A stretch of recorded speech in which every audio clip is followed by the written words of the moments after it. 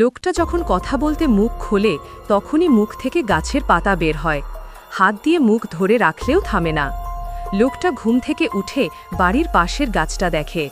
সে ফোনে কয়েকটা কথা বলে, সাথে সাথে গাছ থেকে কয়েকটা পাতা ঝরে যায়। সে গান গায়, Ben etimi az pişmiş istiyorum. Çok ama çok az pişmiş olsun lütfen. গাছ থেকে অনেকগুলো পাতা ঝরে যায়। লোকটা ভয়ে কুড়াল নিয়ে এলো গাছ কাটতে। যেই কুড়াল দিয়ে কূপ দিল, অদৃশ্য শক্তি তাকে দূরে ছুঁড়ে ফেলল। সে একটু পেন্ট সরিয়ে দেখে তার শরীরে ক্ষত হয়ে গেছে। তাই সে গাছের যত্ন নেয়। সে গাছের গোড়ায় পানি দেয়, মুখে টেপ বেঁধে রাখে যেন পাতা না বের হয়। সে লেখালে বা কোনো কাজ করলে গাছ থেকে পাতা ঝরে পড়ে। তাই সে ভাবে, সব পাতা ঝরে গেলে তো মরেই যাব।